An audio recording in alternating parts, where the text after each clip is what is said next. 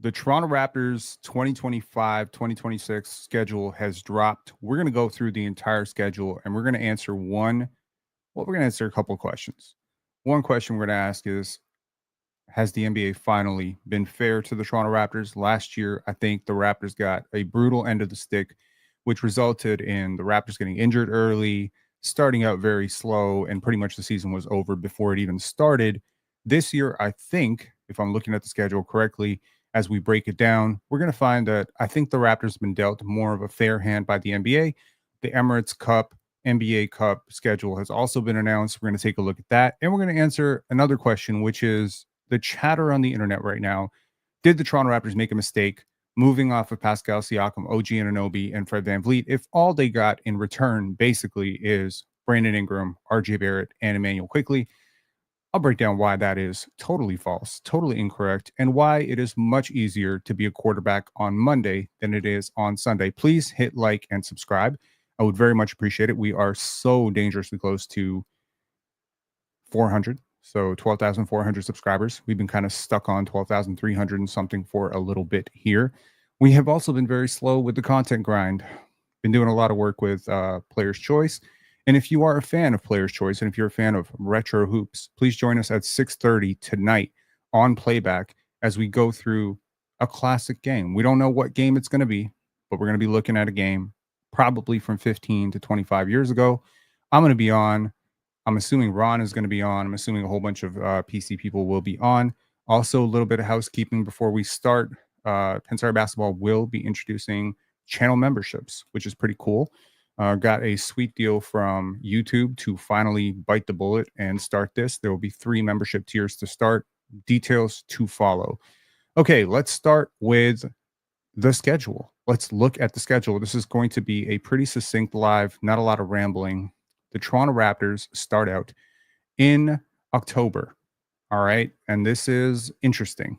Okay. So, first of all, the Raptors are going to be, going through their preseason rigmarole starting October 6th. It feels like it's right around the corner, man. August, September, October. We're already mid August. We're going to be seeing Raptors hoops in about 50 days or so. So the opening game is on Wednesday, October 22nd on the road against the Atlanta Hawks. It's the first time the Raptors have started on the road since 2008. And yeah, this is going to be, and I think that was a shortened season. That was a lockout shortened season. So the Raptors typically do not start on the road in October. Their home opener is going to be October 24th versus the Milwaukee Bucks. So, okay, there's a chance you start 0-2. I'm going to be honest. There's a chance you can start 0-2. Atlanta's a good team. Milwaukee is a good team. Relatively speaking, though, of all the teams you could have faced early, you might want to get this out of the way. And I'm going to break down why you might want a bit of a harder schedule to start. And I think the Raptors do have a fairly mediocre to modestly difficult schedule to start, but it gets a little bit flatter and a little bit easier. Let's just take out a couple of key highlights, and then we'll kind of break down the game by game. So group stage, for the Raptors in the NBA Cup, it's going to be at Cleveland on Halloween night. Then it's going to be at Atlanta, November 7th. November 21st, first versus the Washington Wizards at Scotiabank, and then close out November 26th, my birthday, Indiana, Scotiabank Arena. So, and then from there on out, we go into the knockout rounds. Season structure, the Raptors season spans from October 21st to April 12th. It's a little bit more spaced out than it usually is. So that's pretty cool. Okay. So a couple of, let's just say key matchups, if you will. Hang on one second. Let me just break this down.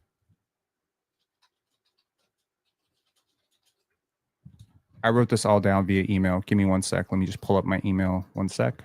Silly me. I made some notes, man. I made notes, and then I've completely forgotten it.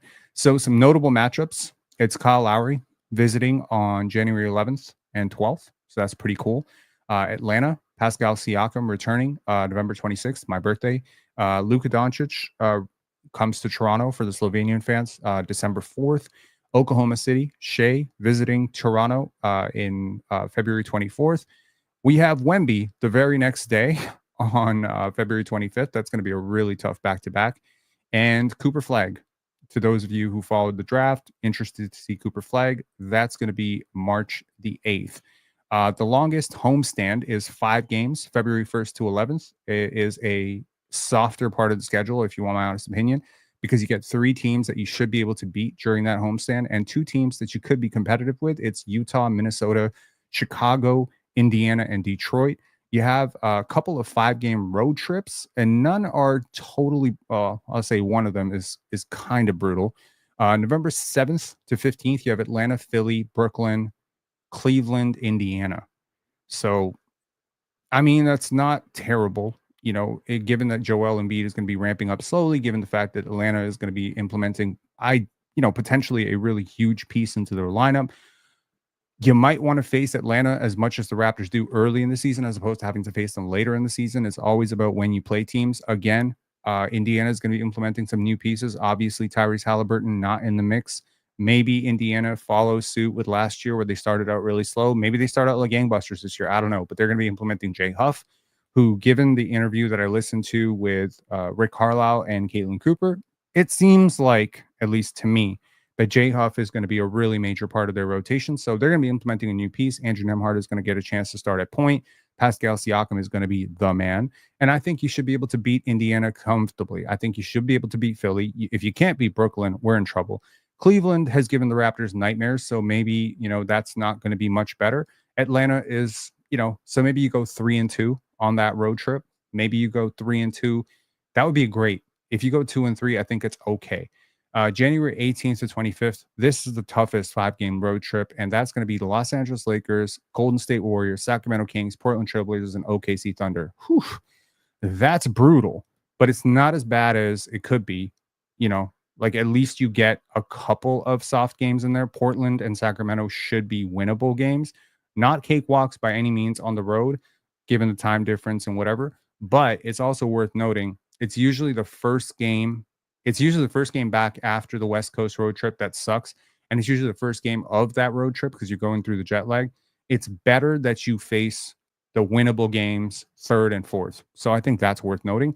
And then you have another 5-game road trip, which is Chicago, Denver, Phoenix, Utah, and LA. Clippers this time. Chicago should be okay. Phoenix should be okay. Utah should be a cakewalk. Denver is going to be really hard, and the LA Clippers are going to be really hard. Busiest month in terms of schedule load, November. November, January, and March, the Raptors have 15 games each. December is the busiest month for home games, which is 8. So if you're looking to get out to, watch some overpriced Raptor games, December should be good. January, March, busiest road months. So both months feature 9 road games each. In terms of back-to-backs, the Raptors have 15 back-to-backs this year. 2 are home and road. 6 are home and home. 1 is road to home. And yeah, in terms of broadcasting, yeah, we're good. So that's sort of the schedule. Let's take a look, where sort of the Raptors start out here. Again, Atlanta, Milwaukee, Dallas, San Antonio, Houston, Cleveland, Memphis. So if I'm looking at this clearly, what's the really, really tough part of the schedule? Obviously, the aforementioned 5-game Western Conference road trip, which is always brutal. But why might it be better to face some of these teams early? Well, looking at this, Dallas does not have Kyrie Irving until January. So it might be to the Raptors' benefit that at least one of those games is early. Obviously, you're going to be facing them March. They're probably going to have Kyrie Irving back. So that's going to be a tough one. That's going to be March 8th. But at least you get one out of the way early. San Antonio, young team, implementing some young players. Obviously, Ron Harper is probably going to be much better in March than he's going to be in November or October. So you get that one out of the way early. Again, Houston is tough, a really tough game. But KD, new to the system, maybe, just maybe, you get them before they really ramp up. Veteran teams that are looking to win championships play their best basketball in January, February, March. So typically, teams like Cleveland, teams like OKC, perhaps even a team like the Lakers, the Clippers, especially the Clippers because they're an old team. These are the teams you ideally want to play earlier in the season. These are not the teams you want to be playing late. Last year, the Toronto Raptors were tanking all the way down the stretch. I don't think the Raptors are going to be tanking this year. I don't think the Raptors are going to be bad this year, but let's assume for a second that they are bad. Is there a contingency plan in this season where okay, there's a marker? Last year, I think I said by game 20. Yeah, I said it last year. If by game 20, because it was a really hard schedule, I said by game 20, if you're not at least 2 to 3 games under 500, this will be tough, right? And obviously, the Raptors started out the way they did last year. Scotty Barnes got hurt early. Grady Dick went off. So that was a tough start. And the Raptors were pretty much cooked before the season even started. You could look at Philly last year as another example of a team that had a really disastrous start. I think they were 15 and 25. And it's just like, 15 and 25 is tough in a regular season. However, this year, the East is pretty depleted. So 15 and 25 would not be the worst thing in the world. Darko Rajakovic has said many times, I've caught him saying at least 3 times in 3 different interviews, that he prefers that his teams be playing their best basketball at the end of the season as opposed to the start of the season. Last year, obviously, the Raptors started very gimmicky. They did that MIG thing where, they were trying to press up on the ball and guard up on the ball. They were not trying to win basketball games last year. I think this year you will have a benefit of hitting the ground running a little bit better as opposed to being more experimental. And I do think that it's important to realize that the Raptors are a team that is going to enjoy a considerable amount of continuity from last year. I understand they're implementing a very large piece, which is Brandon Ingram, who could very well be their leading scorer this year, and frankly, should be their leading scorer this year, and probably their leading shot taker this year. I think it's going to be him, Scotty, RJ, him, Scotty, Emmanuel quickly, some variation of that. The Raptors could be like the Wizards with Karan Butler, back in the day. I think the Wizards had an iteration of that team where they had 3 guys averaging 20. I think it was Karan, Gilbert Arenas, and somebody. Correct me if I'm wrong. There was an iteration of that team where there were 3 guys who were averaging north of 20. I think it could be a little bit like that with RJ, Scotty, and BI. It remains to be seen how egalitarian. Maybe none of these guys crack 25, but one cracks 24, one cracks 22, and one cracks 20. We don't know. But nevertheless, I do think the Raptors will hit the ground running and they will enjoy some continuity. Obviously, they're implementing 3 very big pieces. One is Sandro Mamukelashvili, who probably figures to be their backup center. You're also implementing Colin Murray Boyles, who's going to get at least 15 minutes a night. And then you're implementing Brandon Ingram, who aforementioned is your leading shot taker. He's going to take some time to get adjusted defensively. It's probably going to be a little bit of a different offense with BI on the court. There's going to be some different looks, but I think it maybe serves you well that BI has been with the team since last season. He's had some time to at least get used to or acclimated to playing with this team. You cannot replicate real game reps, but I feel like this is a team that is going to be more together than the average team. They're going to have better chemistry than the average team. And that thing that a lot of teams usually take 3, 4 months to figure out, which is where does my guy like the ball?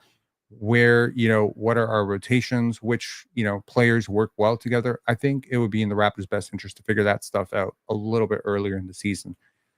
So overall, let's see. Where do I see this team starting out? Let's attempt to guess where this team will be after, the handful of games. So Atlanta, Milwaukee, Dallas, San Antonio, Houston, which of those are wins? I think Milwaukee should be a win. That's a home game. I think they split on the road, Dallas, San Antonio. So that's 2 wins. So 2 and 3. Cleveland, probably a loss. So 2 and 4. Memphis, Milwaukee at home. I think you get one. So 3 and 5. At Atlanta, at Philly, at Brooklyn, at Cleveland, at Indiana. I think you go 3 and 2. So yeah, you could get behind the 8 ball really quickly, right? My goal or my target would be that you're playing 500 ball by the time you get to January 11th, 12th, back to back against Philly. We'll see. Maybe Joel Embiid is back by then and then you're screwed. But my ideal goal would be that by January 9th at Boston, at Charlotte, Atlanta, Denver, Orlando, that stretch, that the Raptors be playing close to 500 basketball by that time.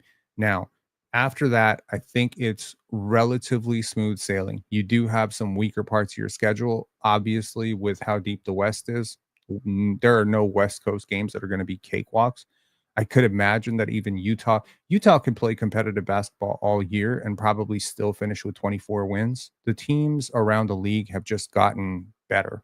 I don't know what to tell you, man. There's a lot of talent around the league. The league is very young right now. It's been young for a few years now, younger than it's usually, and that usually comes with, frankly, a weeding out process where young players get better and better every single year, and you have very few teams to pick on. Obviously, target games in terms of losses, you're looking at your Washingtons, which are going to be really young, but even Washington can put a game on you, right? Like they got CJ McCollum now. They don't have Marcus Smart anymore, but nevertheless, they have Bilal Coulibaly. We'll see what he looks like. Alex Sarr could be a much better player this year. Keyshawn George was a revelation last year. Trey Johnson, I think he might win Rookie of the Year. So that could be interesting. As a personal note, let's see. I get to see the Raptors face Carter Bryant in the first four games. That's going to be cool on the fourth game of the season. We'll see. When does Carter Bryant come to Toronto? Carter Bryant comes to Toronto. Holy shit! What are my eyes bugging? Does he not come to Toronto? Does San Antonio not visit? San Antonio does. Hold on. There was a game. What am I missing here? My eyes are bugging. I swear to God, I saw it before. I swear it was on my notes. Hold on one second. Wemby, it is. Where the hell was it? February 25th. Feb 25th. There we go. San Antonio, Wednesday, February 25th. Okay, I'm going to be there. I will be there 100%. Yeah, that's going to be really cool. Oh. Raptors insider saying we probably win 55 games. Honestly, looking at the schedule, my last video was the Raptors are a 50 win team. Honestly, looking at the schedule and just kind of getting humbled by reality, that will require a lot of teams to fail and a lot of hard wins for the Raptors. There's a lot of toss-up games, right? Toss-up games include Boston. I don't know what Boston looks like with Anthony Simons. I really don't. I really don't know what they're going to look like. But I have some faith in some of the young players that they brought in. Josh Minot, Anthony Simons in a new situation. Maybe, just maybe, they can exhibit those guys and get something out of them. I think their front court is pretty cooked, but who knows? Maybe Chris Boucher has a mega year for those guys. Atlanta is a bit of a wild card. I think Atlanta is a wild card because you really don't know what you're getting with Atlanta. You really don't know what you're getting with Philadelphia. You really don't completely know what you're getting with Sacramento. Obviously, Dennis Schroeder is now there. You don't know what Chicago is going to be. You don't know what Golden State is going to be. I mean, there's so many things that can go right and go wrong throughout the season. San Antonio could be a juggernaut by February. When they visit, they could be, on pace for a 55 win season, or they could be like the third worst team in the league.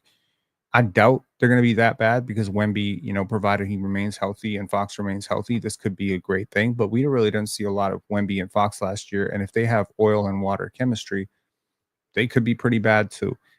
Again, Orlando, Orlando could be a mega power. I'm gonna be honest. I could see Orlando winning 60 games if Jalen Suggs is healthy and Desmond Bain fits as well as I think he's going to fit. They could be a 60-win team this year. For someone to win, someone has to lose. And if there are multiple 60-win teams in the Eastern Conference, which is Cleveland, Orlando would be my bets. 60 feels like I'm gassing it a little bit, but Orlando was on pace to be amazing last year. And if Paolo has taken a step, if Franz has gotten rid of that hitch, if Jalen Suggs is as good as I think he is, and he's healthy, there's a lot of ifs. Anthony Black could take a step. It's the same thing with, and the other team that's a complete wild card in the Eastern Conference is, in my opinion, the Pistons, right? The Pistons are a bit of a wild card because you really don't know how they're going to replace Malik Beasley and Tim Hardaway Jr. What if, Asar Thompson takes an Amen Thompson like jump? He hasn't been healthy. He had the blood clot situation last year. What if Ron Holland is great? What if Jaden Ivey is great? It's easy to say as a Raptor fan, what if Grady and Jacoby take a step? But let's just be real for a second. Asar and Ron Holland are top 10 picks. Grady and Jacoby are not. So, and those guys are mega athletes. And, it's a little bit homerish to assume that everything's going to go right for your prospects, but all the other prospects are going to fail. right? Raptors Insider saying Scotty clears Cade. You and I agree, but we are very much in the minority on that opinion right now, for sure. But I hope this year that conversation is another conversation that we can respark, because last year it feels like Cade just put the dagger in that conversation. I felt like Scotty was just ahead for like 1, 2, 3 years, and then Cade just overtook him last year. Paolo, with the way he started out last year, he felt like he overtook him. But I'm gonna be honest, I'm gonna stand with Scotty. Until I'm proven wrong.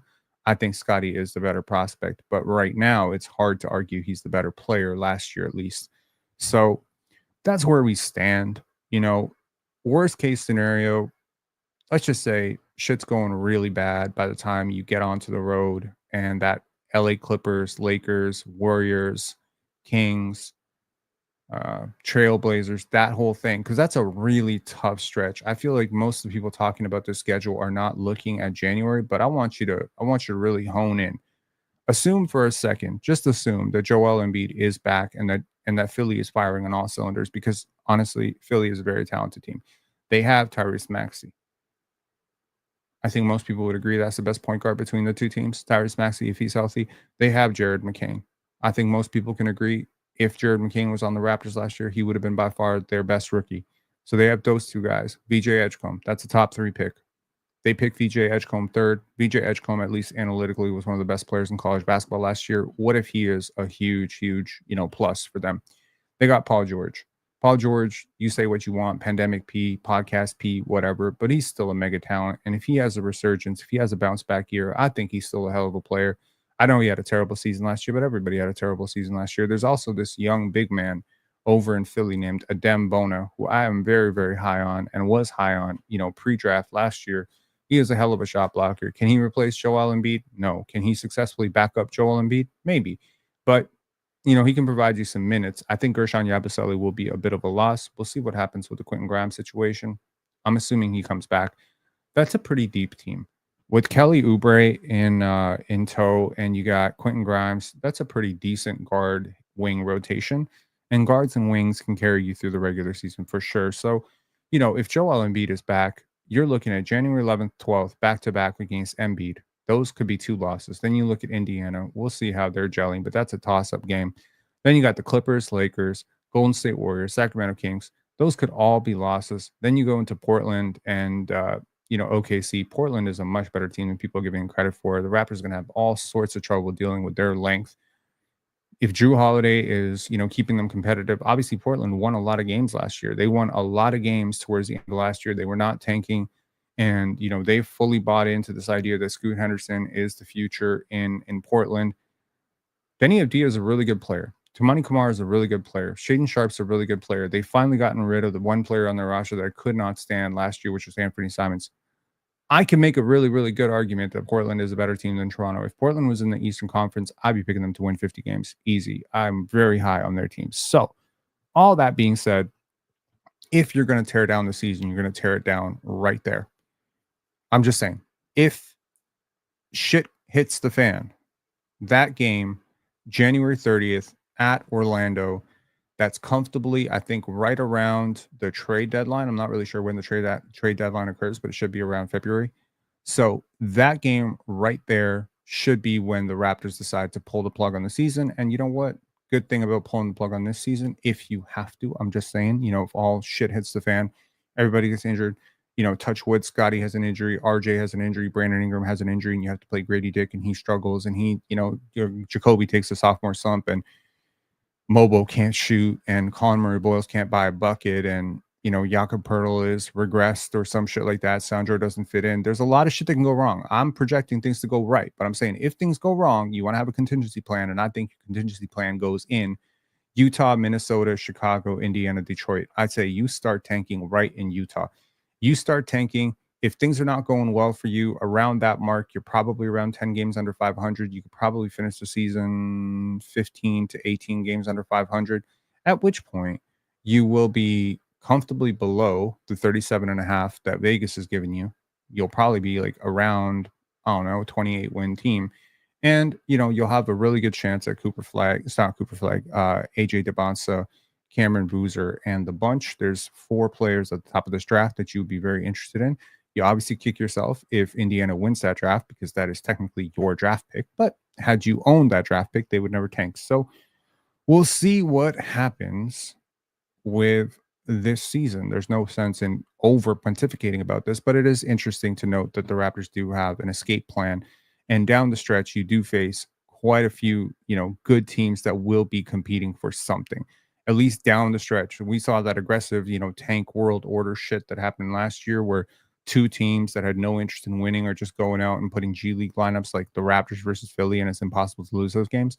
Well, I can tell you that Denver, Phoenix, Utah will be hard. Denver, Phoenix, LA Clippers, New Orleans Pelicans. I mean, most of those teams are either competing or they don't have their draft pick and they have no incentive to tank. Then you have Orlando, Detroit, Sacramento, not tanking, and reluctantly trying to be competitive. Memphis, Boston, Miami, New York, Brooklyn.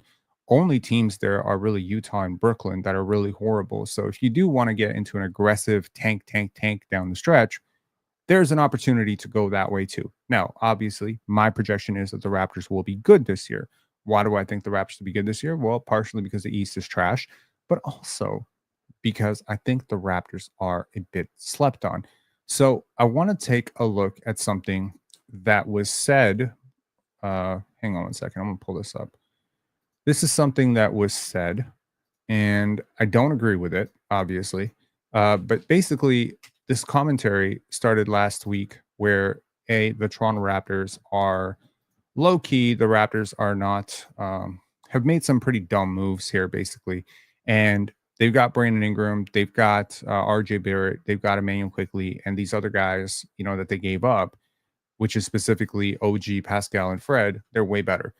You will hear zero debate from me that the three players that the Raptors lost from their 2021, 2022 roster are better than these three players. But that's not really the calculus and that's not really the full situation. So I want to read this out and then I want to discuss it for a second because I feel like a lot of people have been going down this line. Every single time OG has a little bit of success, anytime Fred has a little bit of success, there's all of these people that are like, we had those guys, we let them go. And then every single time Emmanuel quickly struggles or RJ struggles, or God forbid, if, Brandon Ingram, struggles a little bit, people will be like, this is what we gave up those guys for. Again, Monday morning quarterbacking. So I want to read this out real quick. And then I just want to get into the nitty gritty. It's a short one, but frequent misconception. Toronto turned Pascal Siakam, OG Anunoby, and Fred VanVleet into Emmanuel Quickly, RJ Barrett, and Brandon Ingram. Not quite. They actually turned Pascal Siakam, Fred VanVleet, and OG Anunoby into Brandon Ingram, RJ Barrett, Emmanuel Quickly, Jonathan Mobile, Jacoby Walter, Jamal Shed, and I forgot to mention Ochai Baji. This is the type of thing you say when you're a bit slow. Sorry to be rude. OG is 28. Pascal is 31. Fred is 31. Conversely, RJ is 25. Ochai is 25. Emmanuel Quickly is 26. Brandon Ingram is 27. Jacoby is 21. Jonathan Mobile is 23. And Jamal Shed is 23. So you swapped out three players who are on average 30 years old and make an average of $36.6 million a year for seven players who are on average about 24 years old who make around $15 million per year. Now, even if I factor out Jacoby, Ochai, Jamal Shed, Jonathan Mobile, the average cost in players, cost and age for Barrett, Quickly, and Ingram is still lower. So you're talking about $32.6 million per year at 26 years old on a shorter term deal versus $36.6 million per year, 30 years old. The argument on which trio is better is minorly irrelevant. The issue Toronto was facing was being too old, too expensive, too weak, too top heavy, while being too good to tank, and depending on who you believe, too selfish. Toronto solved their issues. They're considerably younger, deeper, and less selfish today. They've also adjusted their window backwards by 3-4 years. That's a win. That's a lot of wins. Now, some people have a lot of issues with me saying that's a win. I want to explain to you why that's a win and why you might be misthinking this whole, oh my God, we moved off of Pascal Siakam too early.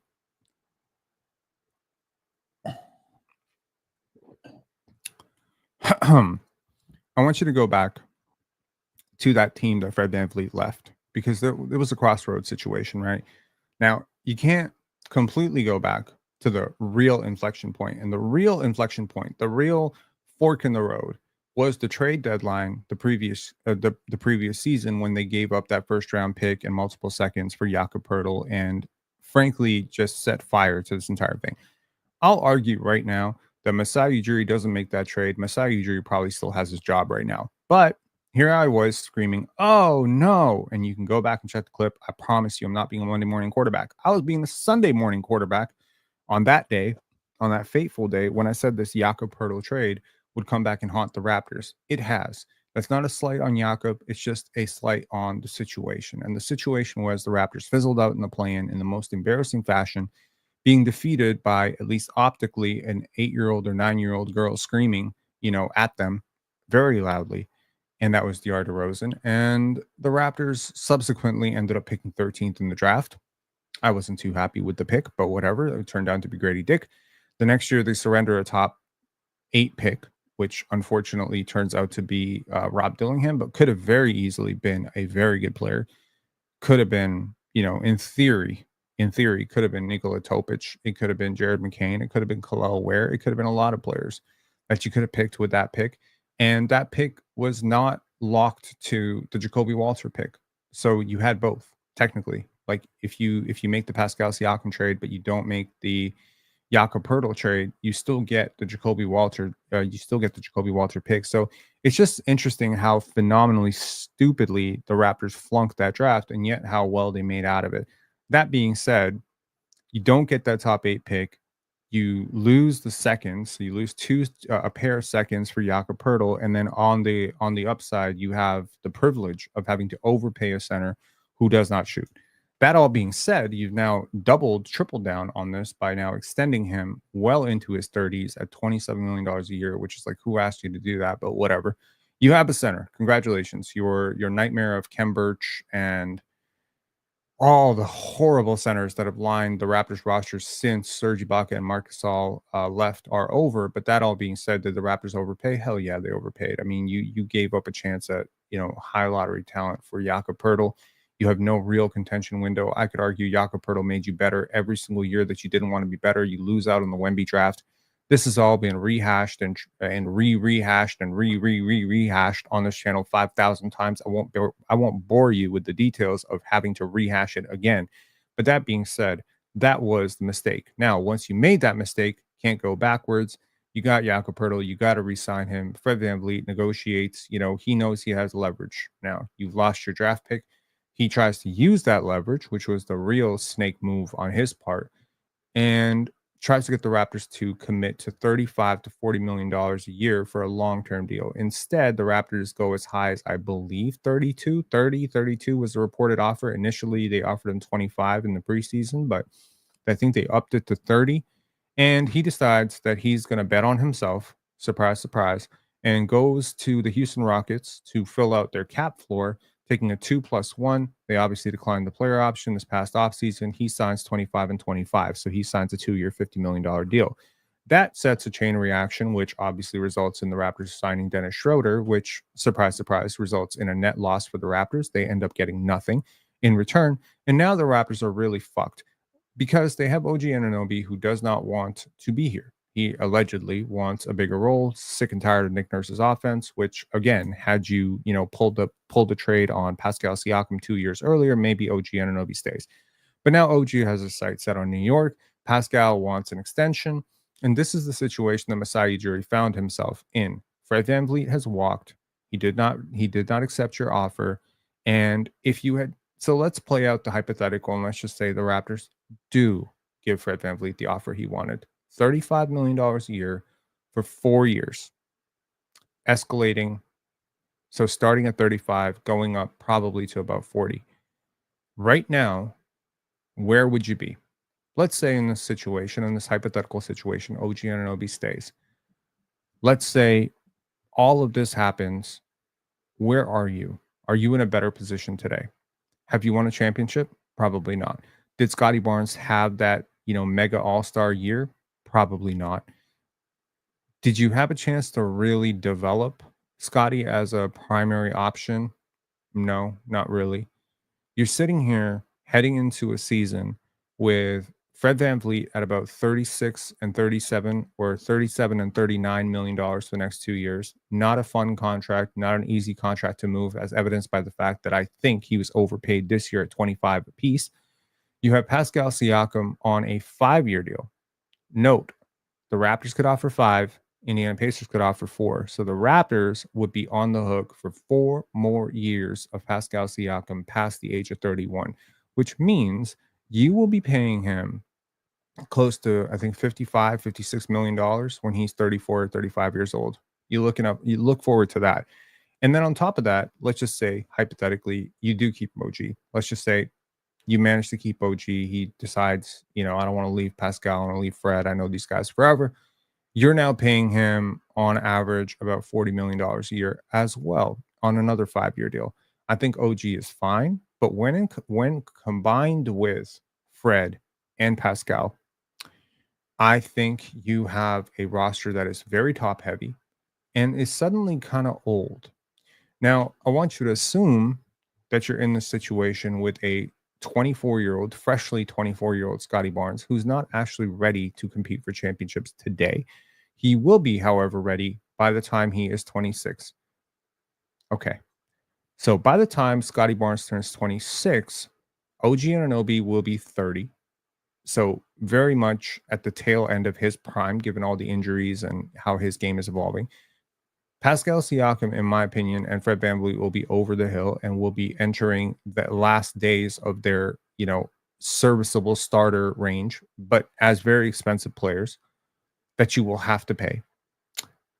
And your youth that was supposed to be coming up behind them is non-existent because you didn't have draft picks.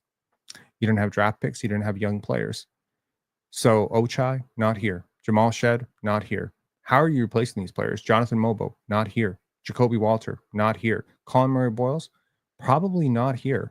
You're probably getting a worse player, frankly. You're probably getting a worse pick because you weren't able to tank last year. So all of the youth and development and cap flexibility you now have, I mean, you can piss and moan all you want about Emmanuel Quickley. I believe that a couple of years from now, Emmanuel Quickley will be a better player than Fred VanVleet, but he's not a better player today. I believe that a couple of years from now, Brandon Ingram will be a better player than Pascal Siakam, provided he doesn't have some sort of disastrous career-ending injury. But he's not a better player today. I believe that the sum total of all the young players that you acquired and the cap flexibility will be equivalent to or greater than what OG Anunoby is, but they're not better today. OG Anunoby is still a hell of a player. Pascal Siakam just won Eastern Conference Finals MVP and was one game away from winning an NBA championship as his team's leading scorer. And Fred VanVleet has become an invaluable part of a contender and a starter on a contender. These are really good players. The problem with assuming that they could have done that here is you're really missing the context of how they're doing what they're doing. Pascal Siakam is on a deep team with a spacing big, with a tremendous amount of depth and defense behind him that did not exist in Toronto. Pascal himself has opened up about this, and Rick Carlisle himself has thrown heaps and heaps of praise towards Pascal for buying in, changing his style, changing his philosophy, changing his approach to being more off the ball and being a little bit quicker to get rid of the ball. What was the most frequent criticism of Pascal Siakam in Toronto by me? Doesn't play defense, hangs on to the ball. Well, now he does play defense and he moves off the ball really well. Now he does play defense and he shoots a high volume of threes and he shoots them very well. Where was this Pascal in Toronto?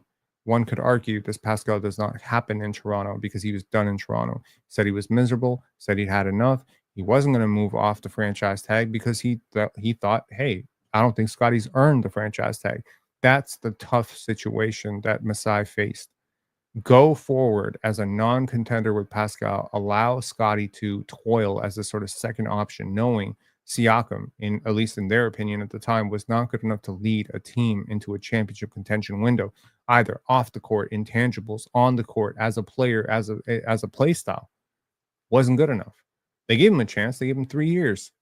Fred VanVleet was given a chance. He was given the reins. When Kyle Lowry moved on, he was promoted as the team's leader. He did not succeed. So moving off that, this is a little bit like, I'll give you an example actually. So in 2016, I met this girl. She was fantastic. I swear I was in love. I was in love, yo. And a lot of great things happened in my life. I shot my first feature, started Pen Dance, I thought I was smitten, but a couple of years into it, I was starting to fall apart. Could be her, could be me, could be us, whatever it was. I wasn't taking care of myself. My gym routine had fallen off a cliff. My diet had fallen off a cliff. I was in a deep depression. I was overworked like crazy. I was working 80 hours a week and I just wasn't happy and I wasn't making her happy. So, lo and behold, February 2019 rolls around. I got a brain tumor and I got a girlfriend who is about to dump me. And I gotta tell you, that felt like rock bottom for me. That really did. That felt like hella rock bottom for me. And what happened next was a metamorphosis. Got the brain tumor taken care of, hit the gym like a crazy motherfucker, changed my entire diet. A year later, I was a completely new man. I was standing taller. I swear I was standing an inch taller. My shoulders widened. I got into the best shape of my life. It and all I kept thinking about was if she could see me now, if she could see me now. And you know, that pettiness existed for about 6 months where I kept thinking she gave up on me or she gave up on us and all that stuff. Sorry if I'm oversharing, but I'm trying to put this into perspective. And it was my friend Bianca who just had her birthday 7 days ago. Shout outs to B, and my friend Masha who kind of explained to me this version of you does not exist if she doesn't leave. That's the point. This version of Pascal Siakam does not exist if he does not go and have a championship head coach like Rick Carlisle and a team headquartered by a player that he admires and respects as his equal or his superior in Tyrese Halliburton. Doesn't happen. Doesn't happen if he doesn't have a stretch big like Miles Turner. Miles Turner and Tyrese Halliburton were not in Toronto. It's the same thing with Fred VanVleet. Whatever prickliness, whatever, bullshit happened with him and Scotty, it wasn't going to get fixed here, man. I'm going to tell you right now, it wasn't going to get fixed here. I have like a good deal of insight into that entire breakdown. Same thing with Nick Nurse. You can say what you want about Darko Rajakovic. I'm gonna tell you right now, Nick Nurse was at the end of his reigns here, and he was at the end of his run. Shit, sometimes you need a fresh start. And it's very easy to say, well, OG could have done this. Well, you have Jalen Brunson here.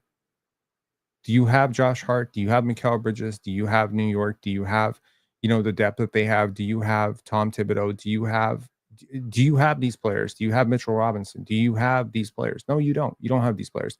So whatever context these guys are succeeding in, I promise you it is very different than the context they had here. And they are being paid a lot of money, an exorbitant amount of money. Exorbitant amount of money, man. And the Raptors were not getting these guys this cheap. The Raptors were not getting Gary Trent on a minimum. He's signing a minimum there. The Raptors are not getting Precious Achiuwa on a minimum. I'll guarantee you he's signed a minimum with New York right now if they offered it to him. The Raptors were not getting these players on the deals that they signed, and frankly, they're gonna be paid more and paid longer if they signed with the Raptors. So it's very easy to sort of judge what the Raptors were doing back then and be like, well, we almost had the conference finals MVP, but he's not the conference finals MVP if he stays here, right? It's fair to say, that you're probably always going to wonder what if you're like that. I'm personally not wondering what if. What I'm wondering is what was Masai Ujiri thinking? What were Bobby Webster thinking? What was the thinking that went into the rationale, the decision to part with these players? And I think what went into it was, yeah, they're really good players, but the market is not appreciating them because we cannot win enough. We just got bounced in the play-in. Fred VanVleet's gone. Teams are calling our bluff. Teams don't want to deal with us. Get what you can and move on. Okay. I think the Raptors got a hell of a haul. I understand they could have gotten more, and maybe if I was in charge, I would have demanded more. Maybe I would have demanded a more pick-centric package. But I think the Raptors have a couple of things that are baked in. You see what I mean? Like when you make a logical web, you have to assume certain things are true, and your assumptions can be wrong. Let's just say, for instance, I assume that this is real. I assume that this is water. I assume that if I drink this, I'm going to be hydrated. Now, I'm assuming it's water, but what if it is vodka and I can't smell?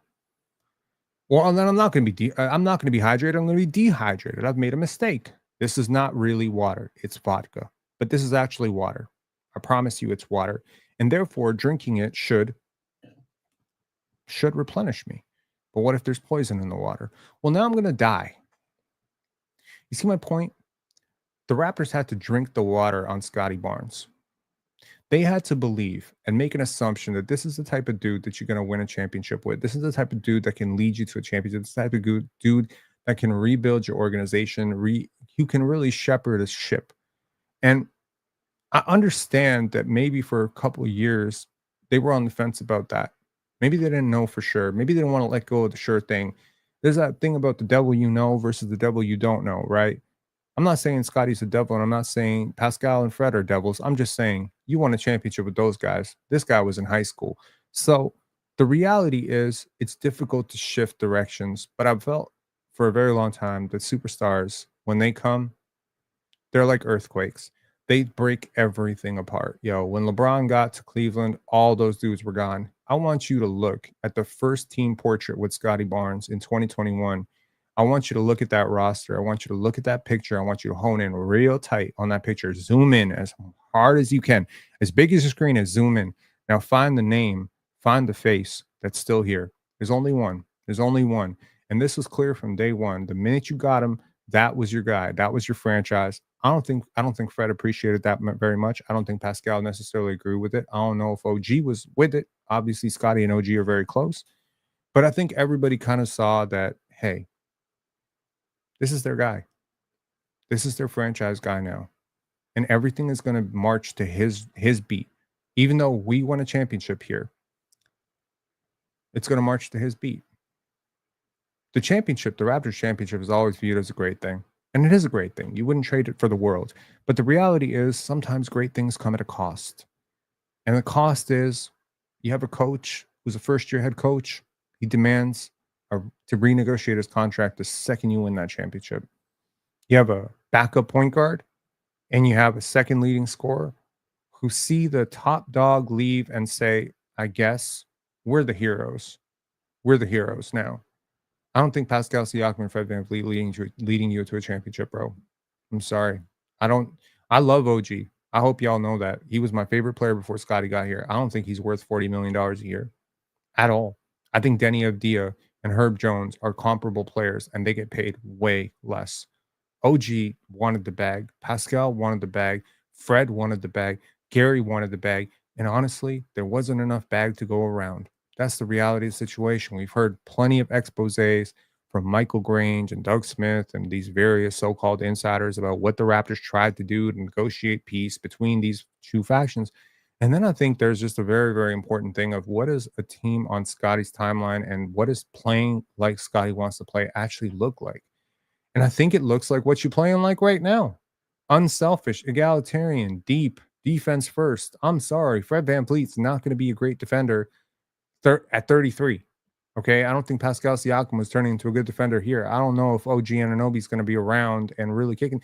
And the whole point of going through this sort of championship window talk, which I've mentioned many times. It's a lot of teams out there that had championship windows, but they closed too soon because of an injury, or they opened too late because of an injury, or maybe they just happen to coincide with a great three-peat like the Shaq and Kobe Lakers. I mean, how many championships did those two take away? If Shaq and Kobe don't exist, who wins those championships in 2000, 2001, 2002? I'm gonna guess the Spurs get one, the Blazers get one, and the Kings get one. That's the thing. It's like, but now the Blazers go home empty. The Spurs are one ring short of 6, and the Kings never win one. So it's just like that's kind of what happens, right? Someone's got to win, and 29 teams have to lose every single year. There's only one team that wins their final game of the season, right? Their final playoff game of the season, and that's the team that wins the championship. So last year OKC won, Indiana didn't, Denver didn't, Minnesota didn't. Those teams go home empty-handed. You're not going to win a championship on the first crack. You're not. So what you have to do is a little bit like, tipping something over. You got to take 2-3 cracks, 2-3 runs at it until it falls over. And that's what the Raptors did with DeMar DeRozan and Kyle Lowry. But those two were on the same timeline. T. Ross, Jonas Valanciunas, look at that core. Scotty and Pascal were not on a compatible timeline. They are two players that are separated by 7 years in age and have rather incompatible play styles. Now, obviously, if Pascal agrees to be Indiana Pacers Pascal, he's a better player than Brandon Ingram for Scotty Barnes. 100% I agree with that because his defensive upgrade on Brandon Ingram and his off-ball, gravity and all that stuff and his playmaking is great. Great. still going to be 45 to $46 million, and he's still older than Brandon Ingram. Brandon Ingram is younger than OG Anunoby, who is the youngest player that you got rid of in that situation. So I think the Raptors are better off. I think they're deeper. I think they're more to Scotty's timeline, which is very important to realize. Let's say the Raptors take their first crack this year. Let's say they make the playoffs, they get bounced in the first round, or let's just say they get real lucky and maybe they replicate what Orlando did 2 years ago. They make it to a game 7 against Cleveland. So let's just say the Raptors are the 6th seed, or let's just say the Raptors are a playing team and they're the 8th seed, and they take Cleveland to 7 games. That's a valuable thing that you can build on. But guess what? Next year you come in, Scotty's 25, Ingram is 28. You see what I'm saying? You're still there. Everyone's still in their prime. The Raptors have one player on their roster who currently, at this exact moment, is over the age of 29, and that's Garrett Temple. Am I mistaken on that? Chris Boucher is gone. He was one of the oldest Raptors last year. He's gone. Sandro Mamukelashvili, I think, is 26. The whole team is young. So this is good. So if Scotty and BI and RJ and this whole thing works, it's great because you're going to have 5 cracks at this. You're going to have 5 cracks at this. And you're sort of timing it out so that all of those cracks will be when Scotty is a good player. It's not going to come too early. It's not going to come too late. The worst situation would be you go on that Fred, OG, Pascal timeline. Now, when Scotty's actually good enough, again, the hypothesis, this is water. If Scotty is not really a championship number 1, sorry, you just drank poison and you're fucked. But if he is, you have to assume he is. Assume he is for a second. Humor me. Assume that he is a championship number 1. Assume that he is the best player on a championship team. Assume he can do some variation of what Halliburton, Jokic, and these dudes did when they brought their team to the promised land. Maybe you don't win it, but let's just assume that he's actually the type of player that can get you through 3 rounds and get you to the finals in a depleted East. Let's assume that he's that type of competitor, leader, culture builder, player, passer, whatever, rebounder, defender, all the wonderful things that he does. Let's just say he's that type of quarterback. Then by the age of 26, you're rebuilding with Pascal, OG, and Fred being too old to compete with him. And now you got to go and try a fucking crack with a whole new set of players. And you don't have the assets. You weren't bad enough to acquire a bunch of lottery talent like Jacoby, who is a lottery talent, in my opinion, even though you got him at 19, in exchange for Pascal Siakam, like Colin Murray Boyles, who you never get if you're much better last year. If you're the 17th, 18th pick, Colin Murray Boyles is not available at 17 or 18. So Colin Murray Boyles hits for you. That's a player you probably don't get. Grady Dick, maybe Grady is the one player that you actually do get, even if you keep all this shit together, because, you know, that was the player you actually got before Fred left. My point being, this timeline makes a lot more sense if Scotty is in fact a superstar. And I think most NBA analysts have gotten this whole thing backwards because they're seeing Fred and they're seeing OG and they're seeing Pascal in their new roles, and they're saying the Raptors had all these guys. The Raptors really fucked up. The Raptors had, you know, Norman Powell. Yeah, I'll agree with you 100%. The Norman Powell, Gary Trent Jr., stupid ass trade. But they cleared a lot of commitments. That Pascal deal with the Raptors would have been 5 years. It would have been, you know, expensive as hell. You're signing up for the back end of these guys' careers. You're signing up for the regressive years. And quite frankly, we've just seen Damian Lillard, Bradley Beal get waived and stretched. And I got news for you. Those are 30-point per game scores. Each of those players at their peak was viewed as a all NBA talent, a future Hall of Famer. Brad Beal, I understand some people might push back and say Pascal was a better player than Brad at their top to top, but Bradley Beal averaged 30 points per game for like 2 straight years. Bradley Beal was a bucket. I think there's a lot of NBA fans that would push back and say Bradley Beal at his apex was better than Pascal. I'm not one of them, but I would say like those two guys, they seem like sure bets. Those two guys are north of 30. I'll say this. You don't want to be in a situation where you're this expensive and this mid. And ultimately, if those 3 players, especially 2 of them, were unwilling to be on a team led by Scotty, then really you only had 2 options. Let Scotty follow or get rid of him. Those are the only 2 options that were presented to you. Masai chose the right door. He chose it late. He got fired for it, but I think he chose the right door. And I'm curious to see what this Raptors team is going to look like this year. I hope you've enjoyed this video. I do have to get on playback in 4 minutes. Join us if you would like to watch some old school hoops with me and Players Choice guys. Tomorrow on Players Choice, 11 a.m., we will be on Total Chat Live. I don't know if you guys are familiar with Players Choice. I'm on Players Choice 2 to 3 times every single week, sometimes 4 or 5 times a week.